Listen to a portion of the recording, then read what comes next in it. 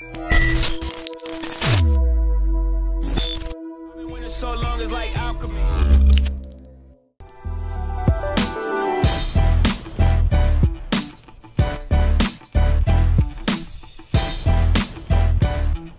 So the game starts off.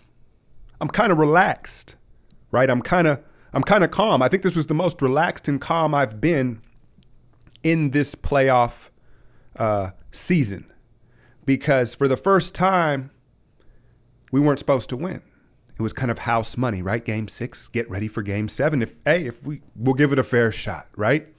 And I think the Warriors, there was some sort of sense with them that they felt that way. Like, hey, we're going to go out, we'll give it our best shot.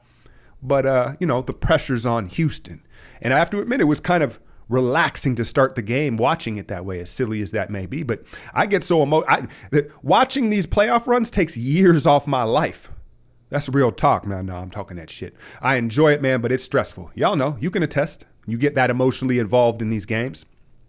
And so the game started off, and Bogut got the start as I kind of anticipated. That's a very Kerr-like move. And he played a lot of minutes, right? He played like the first, I want to say, 8 or 9 minutes of the game, and he was effective. His passing over the top of their pressure, because they're so short in stature, they're more wide than tall and long.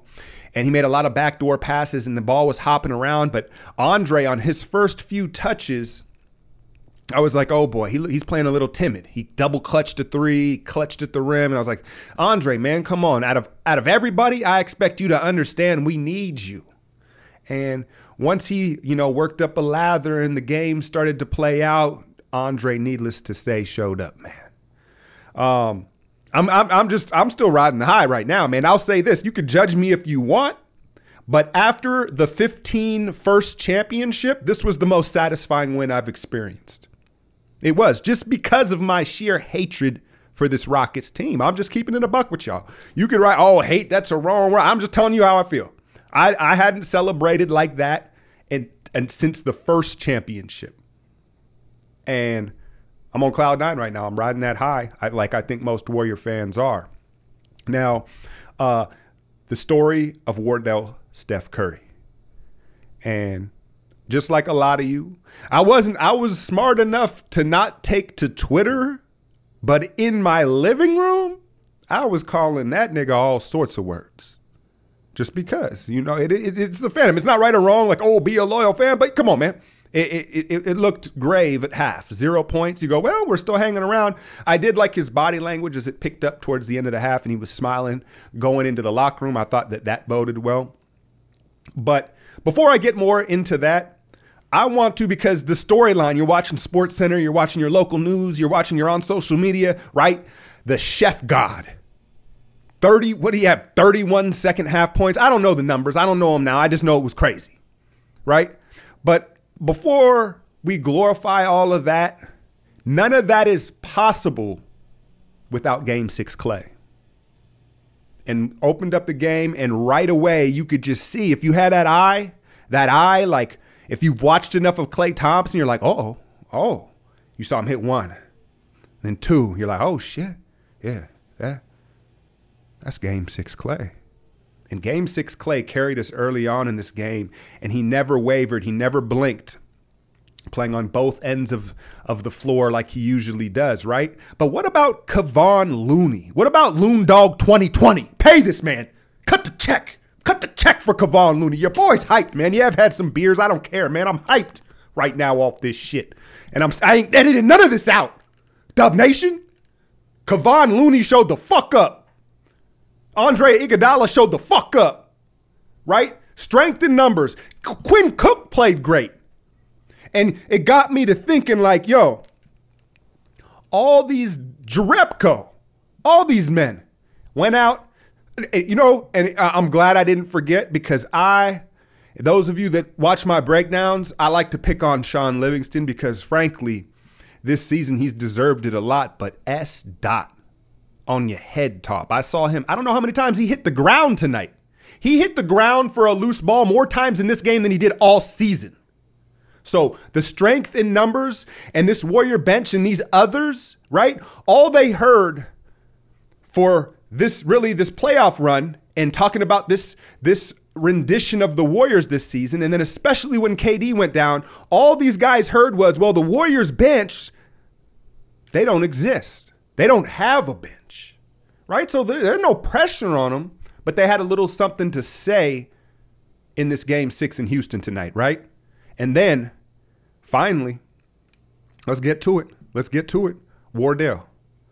And it was, you know what? You know me, I like to get into the psychological stuff of this.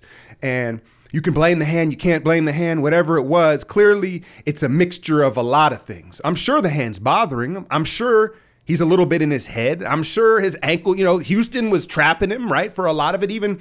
But you noticed, like, you saw Harden get a bunch of steals there. And that was kind of a sign that Steph wasn't having the same gravity that he normally does, particularly off the ball. Because usually when they set a screen and drop, those backdoor cuts, wide open dunks. But Houston was kind of hanging back and sitting on it because I think they knew we were looking for those with this different look offense.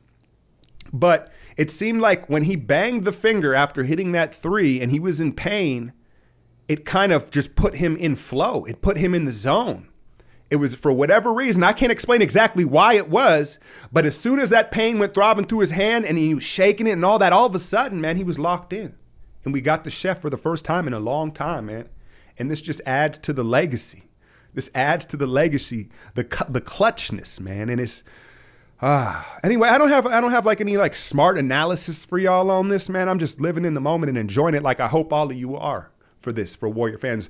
Rockets, what are y'all called? Clutch City, Rock Nation? Ha.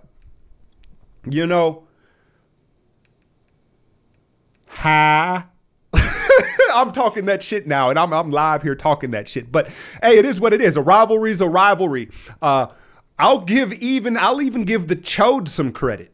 He had a great game. That was the best I've seen Chris Paul look in months.